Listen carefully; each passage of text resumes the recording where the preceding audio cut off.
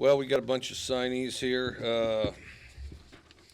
The most notable thing about this class is it went almost entirely as expected. That'd be the first time in history that's ever happened, at least for me, and it literally did go as expected. And I can't think of any exceptions. And that is truly a first because typically all this stuff's there's some jumbling going on. We were looking for big offensive linemen. We got a bunch of those.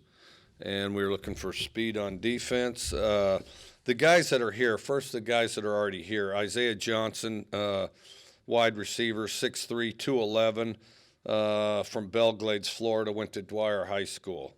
And we tried to get some size in the receiver mix, too. Garrett McBroom, defensive lineman from Stillwater, Oklahoma, went to Stillwater High School, 6'3", 268, came to us through Northeastern Oklahoma A&M College. Justice Rogers is a quarterback athlete, and he's 6'2", 220, from Bellevue, Washington, went to Bellevue High School. Jalen Thompson is 6 feet 170, defensive back from Downey, California, Downey High School. And then the guys that aren't here, Lyric Bartley, defensive end, 6'3", 245, from Taylorsville, Utah, went to Taylorsville High School. Renard Bell, running back. Renard Bell, wide receiver, 5'10", 165, from Los Angeles, Cathedral High School, which incidentally, if any of you get a chance to go look at the football field at Cathedral High School, you really ought to do it. It's built on a former cemetery, and so they got some of the tombstones embedded in the wall around the stadium, and they're the phantom, so it's a very wild experience. Danny Bender, defensive end, 6'4", 240, from El Cajon, California, went to Valhalla High School. Nelson Gaisoa is an offensive lineman, 6'5", 295, from Kailua High School in Kailua, Hawaii. Christian Hongana is an offensive lineman, 6'5", 265, from Milpitas, California, Milpitas High School. Romello Harris is a running back, 5'10", 175, from Tulare, California, Tulare Union High School. Jamon Jones, defensive back, 5'11", 175, Federal Way, Washington, Federal Way High School.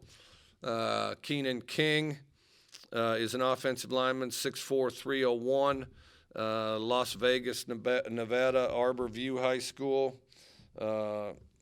Frederick Mauigoa is an offensive lineman, 6'4", 295, from Pongo Pongo, American Samoa, Tafuna High School. Derek Moore is a rush linebacker, outside linebacker, 6'2", 211, from Los Angeles, Crenshaw High School. Chima, here we go. Chima Onyeukwe, I'm going to say Chima Onyeukwe until I get further practice. 6'3", 215, linebacker, San Pablo, California, from Contra Costa College. Desmond Patton, wide receiver, 6'4", 202, from San Diego, went to Patrick Henry High School. Grant Porter, another wide receiver, 6'2", 185, maybe taller than that actually. Upland, California, Upland High School. Liam Ryan, offensive lineman, 6'6", 275, Laverne, California, Damien High School. Marcus Strong, defensive back, 5'11", 170 from Rialto, California, went to Carter High School. Suliasi Tomavena is a linebacker, 6'2", 234 from Kirkland, Washington originally. Went to Juanita High School. We got him from Mount San Antonio College down there in Pomona, California. Robert Taylor, defensive back, 5'11", 180, San Leandro, California. Went to Deer Valley High School, and then we got him from San Francisco City College. Skylar Thomas, defensive back, 5'11", 175, Paris, California. Went to Citrus Hill High School. Mason Vineyard is a rush linebacker, 6'5", 215, La Mesa, California. Went to Helix High School. And Joshua Watson, offensive lineman, 6'5", 265 from Everett, Washington. Went to Cascade High School. And Jayhad Woods, linebacker, 5'11", 215, went to from La Mesa, California. Also went to Helix High School. All right, any questions? How much of the smooth manner in which this class came together do you attribute to the switch to having official visits later in the year, closer to signing day? That's a great question. I wish I knew the answer to that. I think it helped. I think it helped for sure. I think, I think the biggest thing was I think where I found that beneficial was, first of all, we could really devote a lot of attention to the recruits. There wasn't if you bring them on a game week, there's excitement of the game, get to see the game. Players are coming and going, coaches are coming and going, but I think a really concentrated effort on the recruit and his family. Although you don't have the flash of the game, but we'll show them films of it and everything, and we'll talk extra loud when we're showing the films, to kind of generate as much energy and crowd noise as we possibly can. I thought that was good, and I thought that it worked out real well for us. Is there a sort of an afterglow from an official visit? Do you notice kind of an increase in activity from a recruit within like the month after they come and see campus? And I think it varies. Usually there's a bump after a guy takes a visit. There's usually kind of a bump. I don't know if it lasts a month. I don't know that it lasts a month, but there's there's an excitement generated. If you have a good visit, and here we have great visits, so there's always a little bit of a bump in excitement. You've written in the past about how you're not going to recruit well out of your kind of recruiting footprint unless there's an interest kind of generated from the recruit. What sort of role do the Tavares play in Isaiah Johnson's recruitment? Well, I'm not sure. I think some. It certainly didn't hurt. I think there were a couple things together. I think one would be, the fact that we led the nation in passing 2 years in a row. And I think there's an assurance that there will be quality quarterbacks around you if you're a wide receiver. I think also, from this program and from, our staff and people that have worked in the past, we've got a number of receivers in the NFL, starting with, Wes Welker, Michael Crabtree, Danny Amendola. Now we have Vince Melee, Dominic Williams. We're excited to see what his future holds for him. And so I think definitely what we do offensively played a role in it. But does Tavares play any role in building that initial relationship? I think if anything, I think he showed, that Washington State's really not that far away, because, anybody that has high aspirations at some point reconciles that they're going to, travel around the continent and things like that. And so, college is a good time to start with it. And then I think that, there's a kind of a familiarity. I don't know exactly how close they are and how well they know each other, but they do know each other, and so I don't think it hurt at all. I think definitely it was beneficial, but Oh, I'm going to go out on a limb and say that he probably knows more people in the state of Florida than he does, Tavares Martin by himself here. So I think Tavares may have had a role, but there are probably other factors.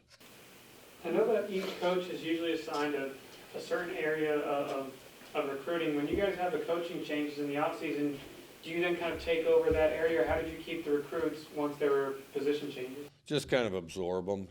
At that point in the year, there's a common. I mean, it starts out with an area, and then the later you get in the year, then you'll kind of cross over some by position, and you'll try to get these guys visited by their position coach as well, and so really we kind of absorbed it that way. And I think there's 4 players from Washington on this year's list. I think just one from last year. Was getting more in-state recruits a point of emphasis this year? Well, it's always a priority. I mean, the first priority is get the best players you can, regardless of where they come from. So that's the first priority. Get the best players you can that are most excited to be here and really want to be Cougs and really want to contribute to our effort. But within that, the first place we start is Washington. We always start in Washington first, and then try to make them a part of our program. And then, but different people are looking for different things, and then in the end, if it comes to a push, we try to select the best player, regardless of where they're from. But we definitely like as many Washington guys as we possibly can. When you have a season where you improve by 6 wins, do you notice maybe in the middle or toward the end of the season renewed interest from recruits who maybe you didn't think you had a shot at, but all of a sudden now they're interested again, and how do you juggle that? Maybe a little. Obviously, doing some good things helps, and I think, a credit to our, really our credit to our, our young guys having the season they did, and we had a tremendous effort. I think we had as good effort as anybody in the country, and then in the recruiting effort, starting with Dave Emmerich over there, wrangling all the coaches. I think tremendous job as far as recruiting. I think the other thing that happened that I think played a factor was these new facilities. I think the facilities became a reality. I know that it sounds like a delayed thing, but I expected that to be the case. Our administration's been incredibly supportive. Everybody wants to be a part of a place that's committed, and I think sometimes illustrating that commitment takes a little time. I mean, when we first got the facilities and told everybody, hey, we're committed and we've got these facilities and they're the best in the conference, I think people kind of walked to the internet, which doesn't do it justice, and then after we got a class worth of people that had actually seen them and been to it and touched it and all that, then I think word got out a little bit on that. I think that helped. So I think it was a combination of a lot of things, and certainly the season, I think, was a big factor. Coach, you always emphasize offensive line throughout the season. Was that an emphasis? You guys got 6 offensive line recruits this time around. Was that an emphasis going into recruiting? Yeah, offensive line and speed on defense. Yep. When you look at recruiting quarterbacks, it's kind of changed over the years. Could you talk about the evolution of recruiting quarterbacks? Because some of the highest guys end up committing so early on. Yeah, quarterbacks have always committed early. They're guys that tend to get their things sorted quickly. The other thing is quarterbacks, especially if they've started before, have the opportunity to expose their skills early. I think also they can do it at an even higher level, even earlier on now, because the passing leagues and things like that. So, yeah, that's often the case. I mean, quarterbacks are generally, early guys. So, do quarterback recruits tend to worry about the depth chart more than other positions? They're a very jealous group. There's no question about that. And they're smart, aware people, so they keep an eye on stuff. I'm sure they do. I mean, without exception, they do. So. When you look at this class as a whole, what kind of excites you about this group of guys? Yeah, really, again, the size and speed and just the overall quality. You know, I think they're all quality guys. You know, we had less academic issues than we've had in the past. This is the fastest class. I would say this is a combination of the biggest and fastest class that we've recruited since we've been here. You mentioned speed. Are there any other ways in which Alex Grinch's imprint is sort of felt on his first full recruiting class?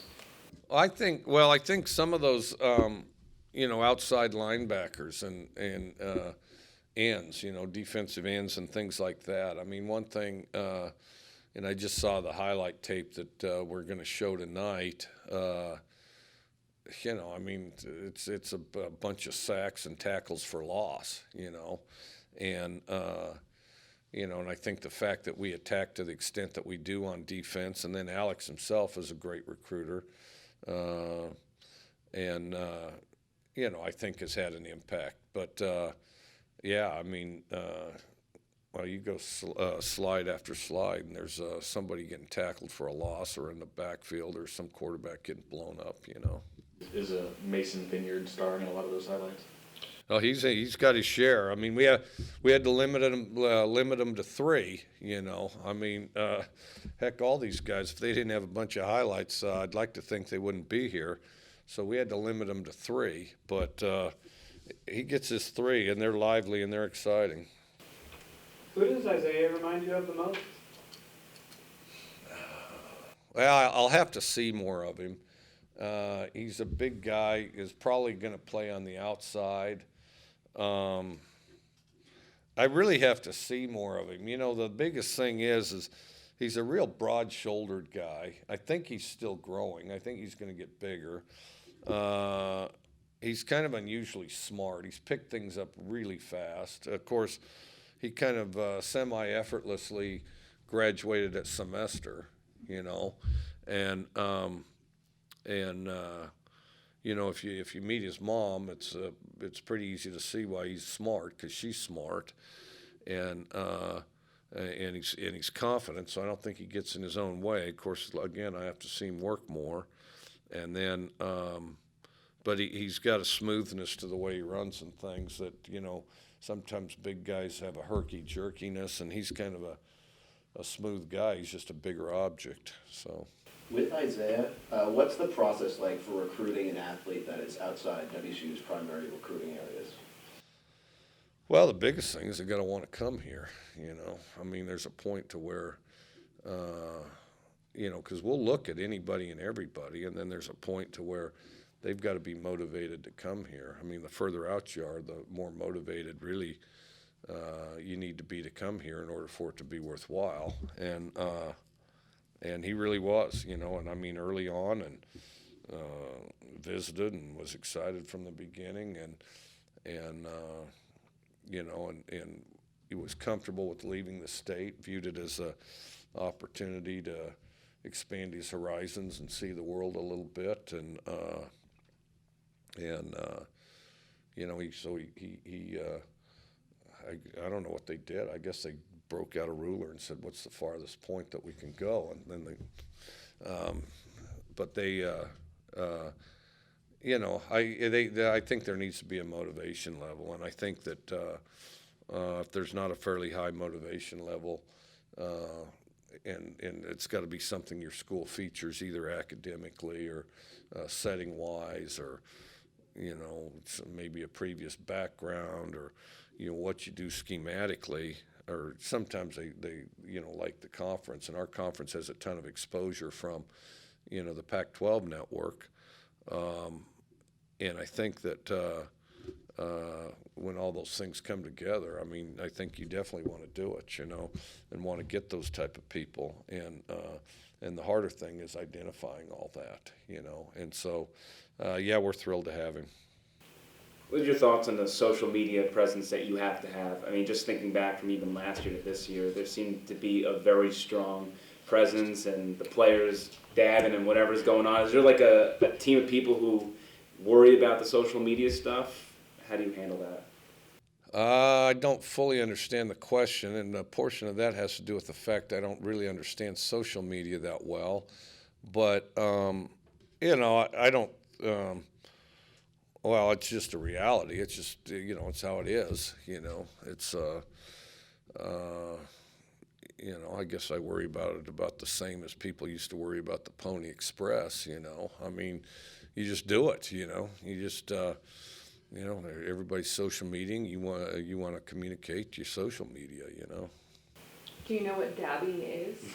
No, I'm not sure. Yeah, you don't. I just threw that out. What is it? It's like, someone else knows. How would you know this? How would I know this? Yeah. You know when Cam Newton gets in trouble for the end zone dancing? Oh, That's what he's, does it dabbing? I don't. here, show me one. Somebody else dab, It's like please. when you Evan, will you dab? No, I know Lindsay, that you Evan- brought up, you gotta dab. So all of the recruits have these like, Okay. someone who knows who made these, and they're doing the don't take a photo of this. They're like doing the thing where they're like, can you kind of kiss your bicep? I don't know. How do you do it? It's like a dance move. Somebody show him. Somebody YouTube it and show him. You brought it up. I was just wondering if you knew what it was. I'm a very horrible dancer, and no, I don't know what it is. It sounds like a tremendous amount of fun, and then heck if I mean, here in a few days they're either going to be dabbing or dancing like Peyton Manning. It sounds to me like so. Coach? Let's see that. How would I know these? That's dabbing. So it's like a hide your eyes salute thing? It's kind of like you're sneezing. Do you move It's like much? you're That's a good description. Easy. You're dabbing Like you're the sweat off sneezing? your Yeah. forehead. Is that what it officially is? Yeah, I think that's where it Too comes old from. to know, but. I need to get out more. Well, I mean, I've been recruiting for the last several months, and so that'll be one of the first things I get right on, so, yeah. You had a lot of young guys playing last year. Is that attractive to these guys coming in that there's a chance they could play as an underclassman and get some good time? I think it is. Also, a lot of times guys that have accomplished the things that, a really good recruiting class has accomplished, they're fairly confident people to begin with, but I do think it helps some. I mean, the right kind of guys have a lot of confidence in their abilities, Of your 4 wide receiver recruits, 3 or 6 tour above, were outside guys a priority, or are they just the best guys and they're gonna sort them out? Both. Wanted to get some bigger guys. Not against having bigger inside guys. I've had luck with both. I guess in a perfect world, which I've never had this luxury other than maybe at a position or so, but have a big guy, have a little guy at the same position that brings extra dimension to it. Yeah, we wanted to get a little more size out there. Coach, you've recruited Hawaii and Samoa quite well over the last few years, getting a couple more guys this season. What traits do players from those areas have that others don't? Well, I think other places have the same traits in a lot of cases, but they're very committed to football. They're very passionate about football. They grow up around football. They aspire to be good in football, and you can find that a number of places, but that's one of them for sure. And and it's just a resource that we've always felt like we ought to tap into. And there's always been a community of island players at Washington State, clear back to Jack Thompson, and and we have taken efforts to elevate it, and have had a lot of good players as a result, and some in this class. What do you think stops other programs from tapping into that resource? Well, I think part of it is the culture really centers around family, and there has to be kind of a family atmosphere, and really kind of some other island people in the community. I think is very helpful, and to have people they know, familiar with, and similar background. And Washington State is very fortunate to be one of those places. And if you're not one of those places that doesn't have kind of the parallels and the identity in the community then I think it's difficult. Then I think it's difficult, and I think it can be diminished returns. And if it's diminished returns, I think they're wasting their time. So, in other words, well, you know, in my case, just to illustrate the point a little, I suppose, when I was in college, I played rugby, and about a third of our team was from the islands. You know, anywhere from Fiji, Samoa, Maoris from New Zealand, Tonga, and Hawaii. And so, you know, I knew and understood a lot of those guys, and I was a small guy, and so all of a sudden I had a bunch of big brothers. And then, you know, you fast forward with regard to coaching. When I went to Texas Tech, we didn't recruit the islands a lot, and part of it is because there was no real base. You know, I mean, you know, in West Texas there wasn't a great base as far as support and family and foundation, and you know, it would be easy to feel homesick because you know, there wasn't just kind of the support that you needed. And then, of course, here, I mean, you know, there's quite a tradition with the islands here, and so, you know, it was something that we wanted to fan the flames and elevate. How much of a desire or priority is it to keep Justice at quarterback? Well, I mean, we would love to see what he can do, and that's where we're going to start him out at, and because he's a great athlete. You know, the biggest thing. Guys like Justice always make it a complicated question because they have the ability to do a variety of things. I mean, some guys, you know, if you can only do one thing, well, it's pretty cut and dried. What can you do? Well, I'm an O-lineman. Yeah, that's right. You look like an O-lineman, you know. I mean, and so I don't usually get the question, are we going to play him at quarterback or are we going to play him at DB? But, you know, Justice one of those guys that can, you know, he's got skills to play, you know, the 4 DB spots to a degree, depending how he grows, a linebacker spot, and, you know, receiver, quarterback. So that's where it gets complicated. The biggest thing with a guy like Justice that can contribute as much as he can, we're going to start him at quarterback and see how he does. But, you know, the big priority is get him on the field as quick as we can. Does his being the only quarterback in the class improve his chances at all? Yeah, probably so, by about 1. Yeah. Is it a concern that you didn't have more of a traditional quarterback in this class as well? I don't think so. I mean, you know, I don't think so. I try to take one every year and then have, you know, quality walk-ons, and then we work with them. I have less quarterbacks than a lot of teams. Some teams will have as many as 9. I always try to keep it around, you know, 4 scholarship guys, and then 4 scholarship guys and 2 walk-ons is what I've always shot for. Because, you know, there's a point to where if you want them to play well, you have to have the time to work with them. And then if you have 9 of them, you know, if you have 9 of them, there's about 3 of them that are pissed eating ice, you know. So try to make sure that we can develop them. Any other questions in the room right now? Questions on the line? Steph? Hey Coach, how you doing? Good. I guess I know you talked about how this is the smoothest recruiting signing day that you've had, but was there any surprise at all today in any way? I'm stunned to tell you there was none, and I am stunned to tell you that because as many years as I've been in this business, this is the first time that I can really say that. There was none, and I mean, and I know it sounds like a bit of a paradox here, but I'm stunned to tell you that there was nothing stunning. Okay.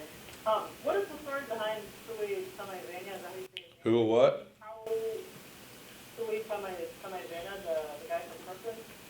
Well, he's a very explosive player. His dad was one of the best Fijian rugby players of all time. But at any rate, he's very explosive, very strong, and you know, really a good football player. And you know, went from high school to Mount Sac, and continues to do good things. Was he also like a secret commit, like, Wilson guy saw, or did he come on later? Who was that? It was, I don't know. Was he also? He wasn't very secret to me. Was he secret? You guys read this more than I do, you know, I mean, again, I didn't know what dipping was or whatever on the internet, and he wasn't that secret to me. Came on a visit, all that. So, but we're thrilled to have Nelson. I mean, he's big and he's going to get bigger. And you know, when we went to the home visit, shoot, there were some dudes in that house that were even bigger than Joe. So definitely want to keep going down there and make real good friends with Nelson when he gets here. And with the quarterback position, there was some sort of turnover. I mean, you had maybe 3 different guys commit, and that didn't go through. At which point did you say we're not taking a quarterback on scholarship in this class, other than Justice Rogers?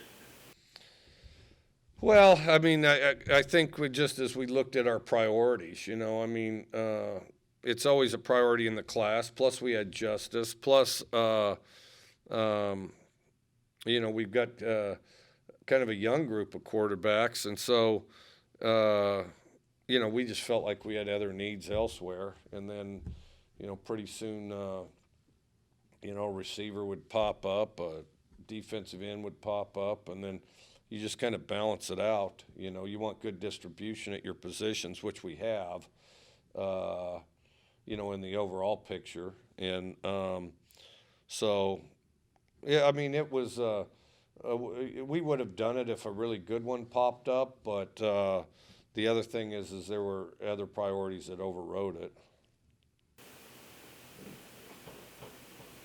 And have you determined the recruiting territories for your 2 new receivers coaches yet? No, have not. Okay, thank you. Yeah, it'll be within the same footprint, but you know, there's subtle adjustments every year, whether it's a freeway here or a gas station there or something like that, you know, where you try to make sure it doesn't cross over, that, you know, that outside wouldn't be aware of necessarily. And it's not like it's secret, but there's a, you know, just whatever, you know, solves a problem the best. But there's adjustment really every year, but it'll be within our same footprint. Okay. Yeah. Thanks. Any other questions on the line? Mike, were there any disappointments in this class? No, I mean, no, I mean, like I say, I'm surprised to tell you that nothing surprised me. You know, I mean, I think, you know, we shot for a good class and got real quality people, turned some away at the end, you know, and I mean quality guys. But yeah, like I say, I'm stunned to tell you, and especially when you get something as volatile as social media and all that in the mix, and stuff being affected within minutes, you know, from one to the next. You know, the tougher question is, how do you explain the fact that there weren't any surprises? And I don't have a very good explanation, outside the fact I do think that our staff did a tremendous job recruiting. I think it's becoming apparent nationally what a great product we have here and the commitment that exists here. And so I think that that played a role. Some people have mentioned maybe a lack of D tackle types. Well, we have D tackles. Well, we got D tackles running around campus, you know. That's the biggest thing is,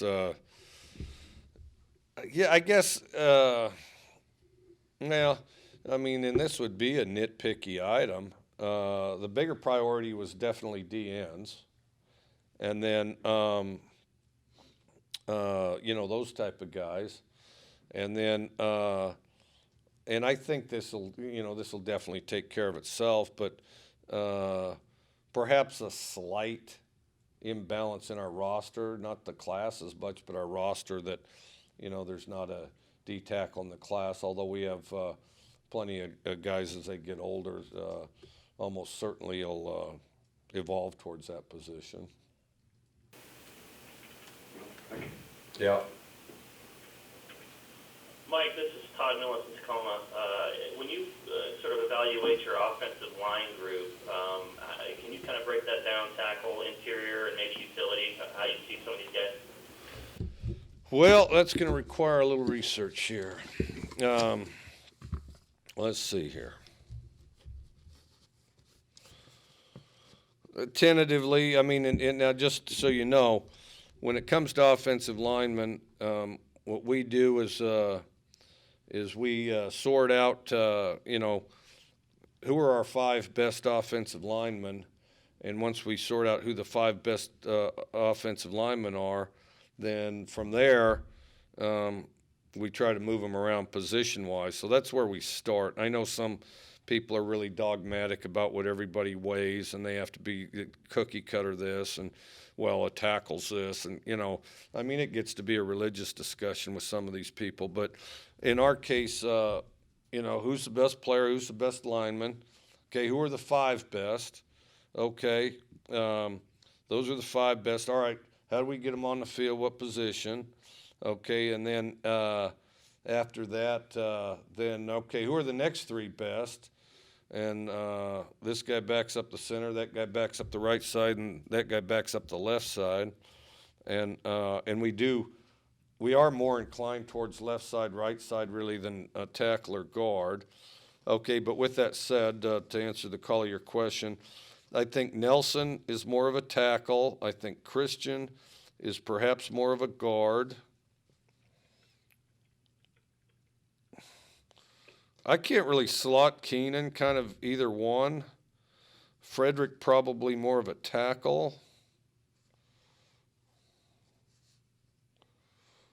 Liam grows every time I see him, so maybe either one. Tentatively guard. Put him down as guard if you want to. Joshua Watson, probably a tackle. I think I covered him. Yes, you did. Appreciate it. Anything else on the line? Anything left in the room? Or do you think you're done with this class, or could there still be an addition? Maybe. It would just have to depend if, you never know with regard to anything from academics or, some injury that would push something into the next year or whatever. With Suli Ossie being an in-state kid originally, how long has he been on your guys' radar, and did you recruit him at all coming out of high school? Dave, that's a great question for you. That is a great question. No, he was before us. He sat out a couple years after high school. Oh, he did? Yeah. So I guess I know we talked about him some last year, but Who's the most physically ready to play as a freshman? I've tried to answer that. For about the first 10 years I coached, I tried to answer that. I failed miserably at it. And then, so I've quit answering that for the next close to 20. The guy that's the most ready to play are the guys that, that make the transition the best. Because, typically they're quality players, but there's a point to where just making the transition to college, being away from home, a lot of it is staying relaxed and just kind of competing every day and not getting too up or too down and going out there and doing what you can do over and over again and not breaking your focus and concentration with regard to that. Those are the guys that tend to play the soonest. And so as far as it's hard to predict who will adjust the quickest. We're confident all of them will, but who will do it the quickest, hard to say. Anything else for Coach?